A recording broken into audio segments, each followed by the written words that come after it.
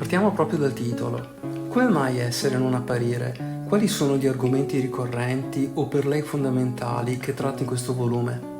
Allora, è importante, è molto dedurre da questo libro che non è appartenente a una qualsivoglia opinione. Infatti, essere e non apparire non ha idee che si vogliono magari spiegare, ha idee più che altro intangibili, cioè sono cose che vengono dette in modo poco sincero o molto sincero, perché sono molto razionali, e come sia la differenza tra apparire ed essere, perché apparire è un qualcosa che non si può toccare, non si può, è un artifizio, è un artefice che non si può neanche gestire, perché arriva da persone o da cose o da oggetti o che appaiono e non sono. Invece l'essere è qualcosa di specifico, essere razionale, essere umanisti, l'essere è umanità, perché l'essere è qualcosa di univoco, è a senso unico e non è percettibile come qualcosa di insensato. È tutto logica, è tutto un pensiero logico che viene espresso in questo libro. Quanto la realtà ha inciso nella scrittura? Allora, è totalmente reale ed è totalmente vissuto tutto ciò che viene scritto in ogni discorso, prosa o poesia che si possa chiamare. Allora, bisogna ammettere che non è così simpatico a volte sapere che l'erba, cioè sottinteso e senza fraintendere, una persona che è equivoca, ok?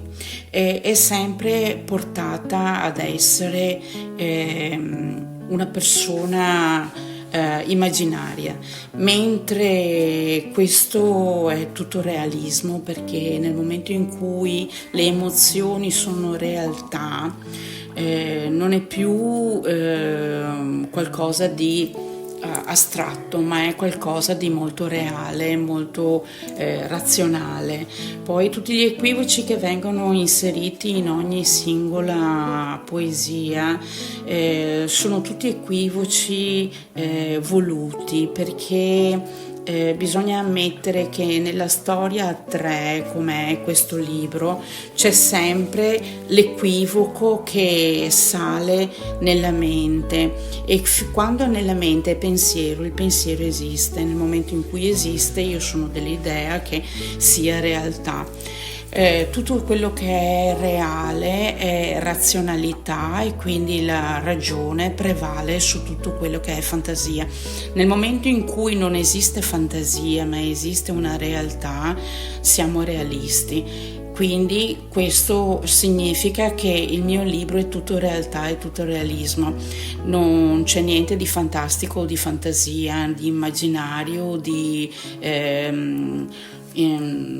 irrazionale, è tutto razionale ed è tutto quanto nella realtà.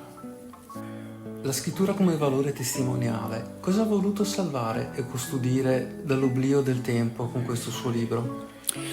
Questa sarà la mia memoria che porterà avanti nel tempo tutto il mio progredire, perché io sono stata, sarò e sono una persona che è umanista. Nel momento in cui ogni persona è umanità, si sa che una fine è infinita. Nella fine infinita esiste una parola che si dice divisa, infinito. Nel momento in cui usiamo questa parola in modo fantastico, diamo un valore a questa cosa che non è reale, ma è appunto un'idea, una opinione che può essere un verso di una poesia di chiunque possa essere tranne mia. Nel momento in cui io sono me stessa, do un valore al mio futuro pensando che il mio passato è stato questo libro. Quindi io sarò e sono stata in questo libro l'artefice del mio futuro.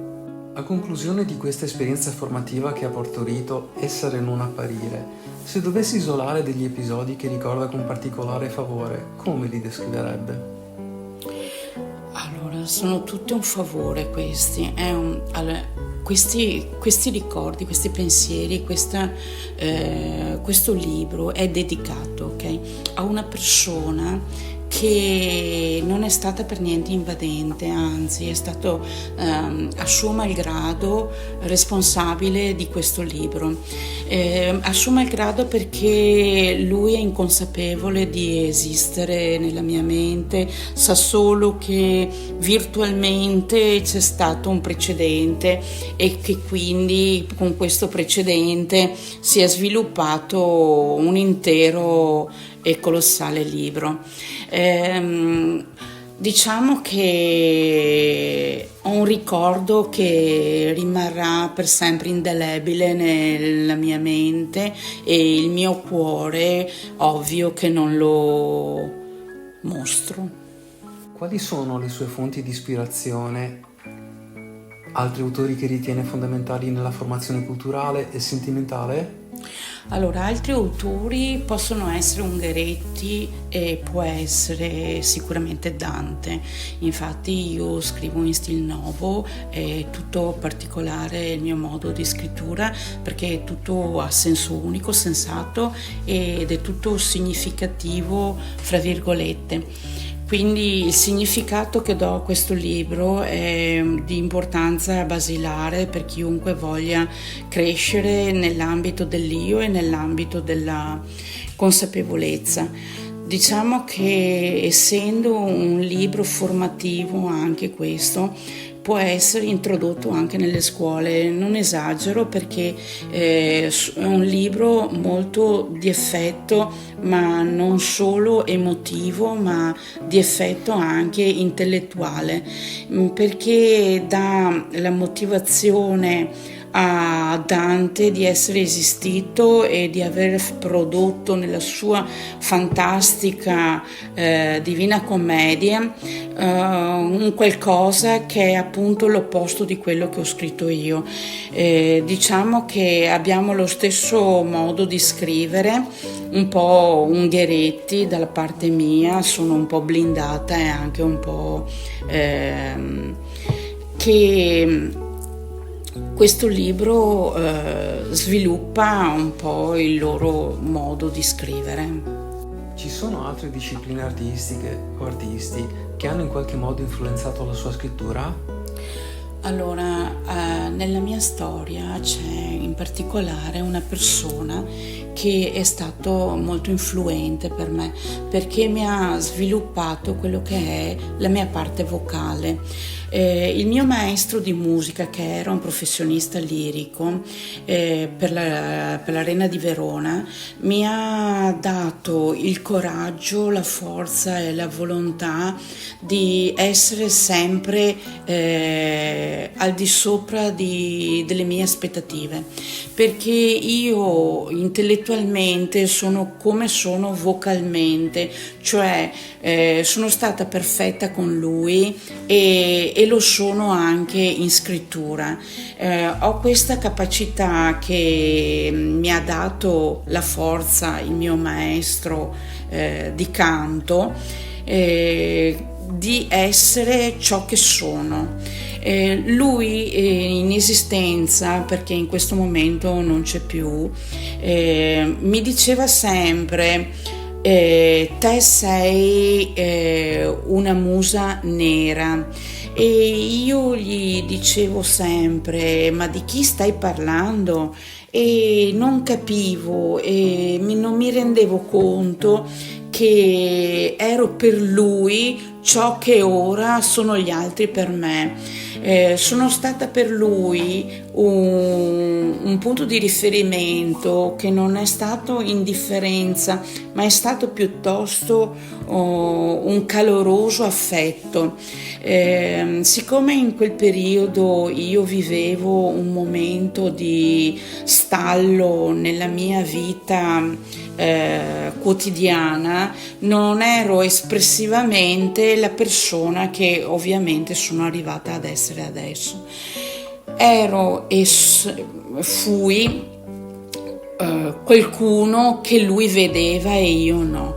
Questo probabilmente mi ha dato la possibilità nel tempo di sviluppare la terza persona. In quel periodo io ero già sposata, avevo già 2 figlie e lui si è come coalizzato con noi per darci la possibilità, questo uomo era gay, per darci la possibilità di evolvere. Siamo evoluti e ci siamo lasciati, io e mio marito, anche per la consapevolezza che lui ha saputo dare a me. Sapendo che la musica non è qualcosa di statico, ma emotivamente per me è una vera e propria passione.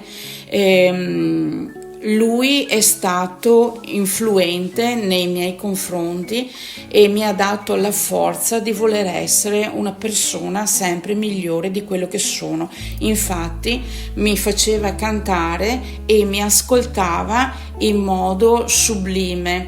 Lui aveva questo atteggiamento nei miei confronti e diceva: sei un diamante in mezzo a tante perle. Ho trovato ed è caduta vicino a me, sei caduta vicino a me, perché probabilmente nella vita lui doveva incontrarmi. Oltre a quello trattato nel suo libro, quali altri generi letterali predilige? Allora, nella mia sfera di letterature ci sono pochi libri che io abbia apprezzato nel tempo. Diciamo che la maggior parte delle volte i romanzi o le storie o i libri di narrativa li lancio su per i muri, per dirle poco, per dirla breve. Invece per quanto riguarda la scienza quantistica oppure per quanto riguarda le scienze, le adoro. Tutto quello che è parte del mondo dell'universo, che è un segreto, tipo la forza dell'attrazione, tipo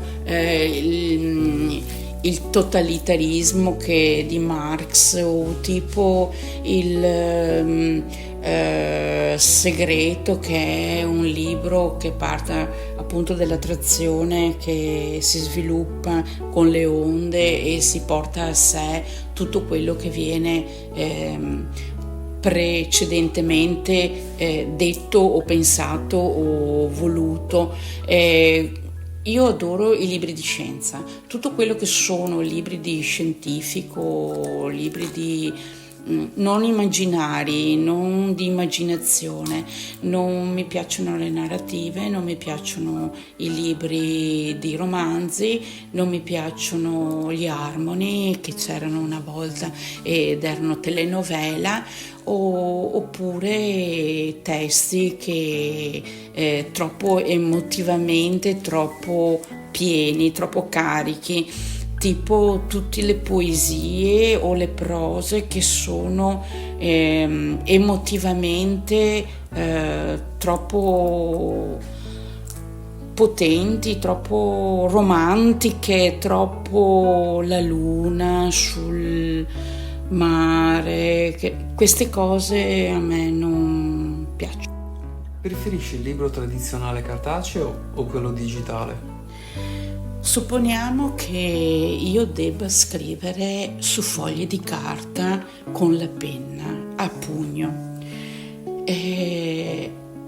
Ho iniziato così, è stato così che ho cominciato, ancora nell'89, che ero in una sede in cui si produceva tutt'altro, mi misi a scrivere foglietti di carta e a dipingere cuscini. Questi foglietti di carta venivano spesso cestinati dal mio caporeparto perché purtroppo io mi sbizzarrivo ai miei pensieri durante l'orario di lavoro. Questo per dire che la carta è qualcosa di gustoso, un sapore che abbiamo tutti della nostra età, tutti abbiamo il sapore della carta e ce lo porteremo dietro finché moriamo, questa cosa, per tutta la vita. Infatti noi il cartaceo lo sentiamo a naso, è l'odore che abbiamo della carta, apprezziamo questa cosa, lo sfregolio che c'è nelle nostre mani, queste parole che vengono scritte e che vengono lette su questi fogli che vengono girati, le pagine, e poi girare le pagine. Che significato diamo al girare le pagine? Diamo il significato che la storia va avanti e che la vita va avanti e che tutto va avanti.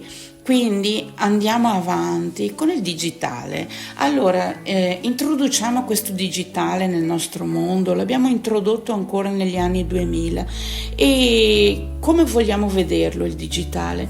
Come qualcosa di positivo? Io direi proprio di sì, perché io scrivo ora in digitale, scrivo tutto in digitale e quando mi leggo bene con gli occhiali, vedo bene le parole perché sotto c'è la luce e c'è questa luce che non mi infastidisce, anzi che mi dà la possibilità di leggere la taratura e come è fatta e come viene prodotta la parola. E il pensiero ormai è digitale, anche le interviste vengono fatte in modo digitale perché c'è la registrazione, quindi tutto è diventato digitale. Dobbiamo apprezzare quello che abbiamo perché quello che è stato e ce lo porteremo dietro noi di nostri anni, ma i nostri futuri nipoti avranno il digitale come ricordo e quindi diamo spazio a questo digitale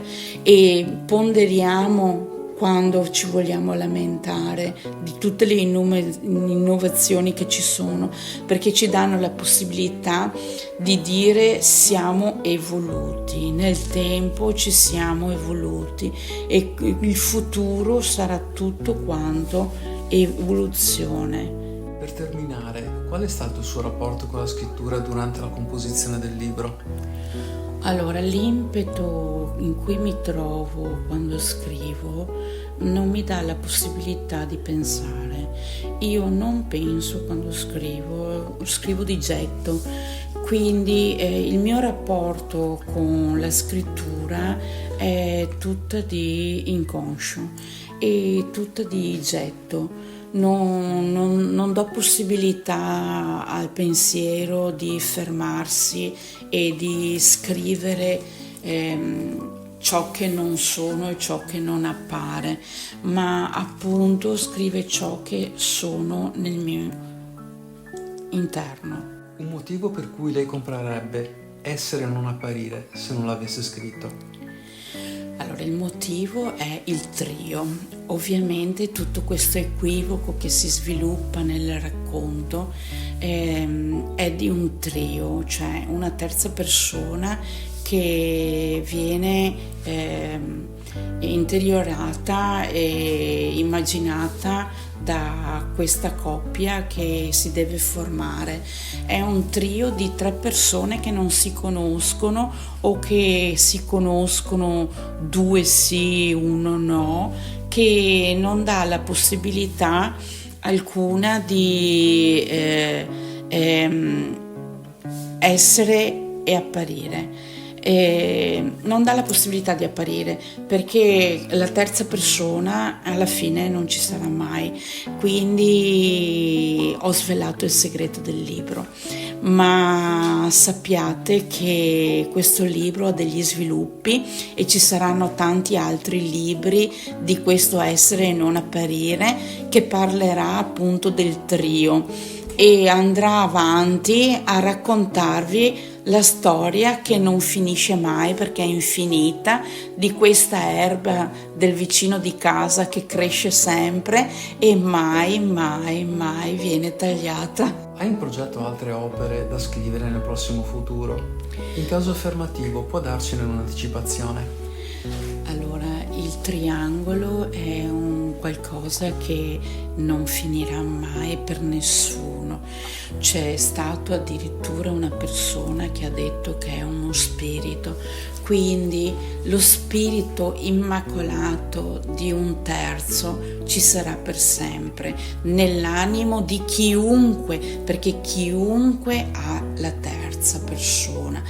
E Padre, Figlio, Spirito Santo dicono i cattolici, e nelle altre religioni non saprei, ma il trio avrà un bel seguito e, come già detto prima, ci saranno altri libri.